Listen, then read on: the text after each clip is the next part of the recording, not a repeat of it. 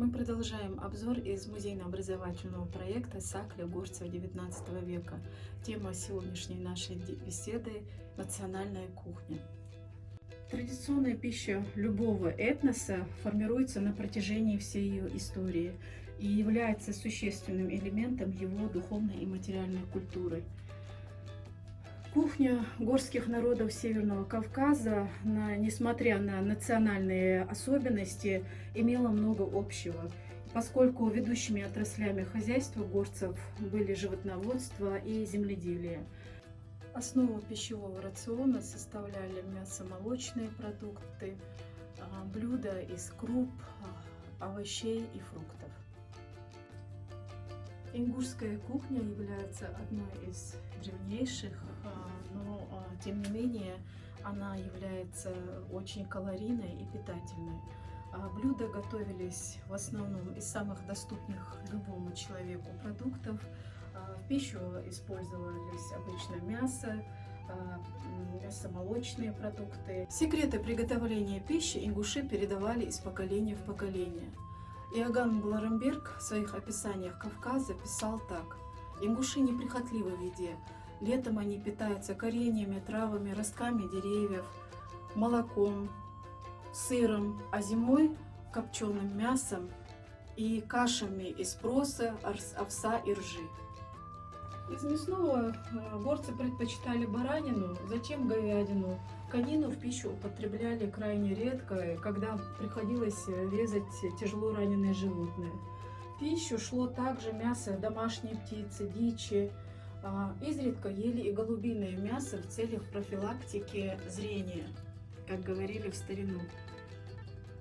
Как правило, горцы ели свежее мясо, когда резали скот, а также на свадьбах, на разных мероприятиях, поминках, всякого рода общественных мероприятиях и праздниках. В обычное же время они довольствовались мучной и молочной пищей. Мясо употребляли в основном вареное, вяленое на воздухе, сушеное и очень редко жареное. Ингуши еще тогда умели делать копченое мясо. В копчение добавляли различные травы, коренья, которые давали ароматы. Из пшеничной, кукурузной, ячменной, ржаной и муки делали лепешки, чуреки и другие блюда. Зерно, смолотое вручную в домашних условиях на ручной мельнице, давало очень хорошую крупу, из которой варили каши. Молочные продукты, творог, сыр, масло, сметану изготавливали из молока коровы, коз, овец, буйволов. Вместо свежего молока отдавали предпочтение кислому молоку, простокваше, кефиру.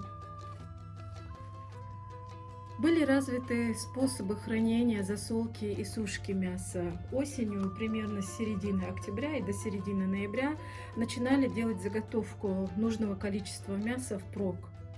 Использовали разные методы сушки. Мясо нарезали полосками и предварительно держали в соляном растворе и сушили на свежем воздухе, на сквозняке или коптили под открытым очагом.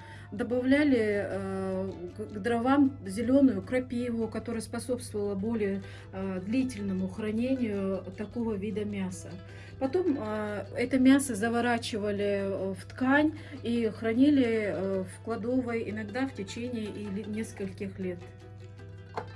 Курдюк сушили, коптили, а также потребляли в пищу свежим. Во время забоя животного заготавливали сало впрок, а также готовили масло животного происхождения.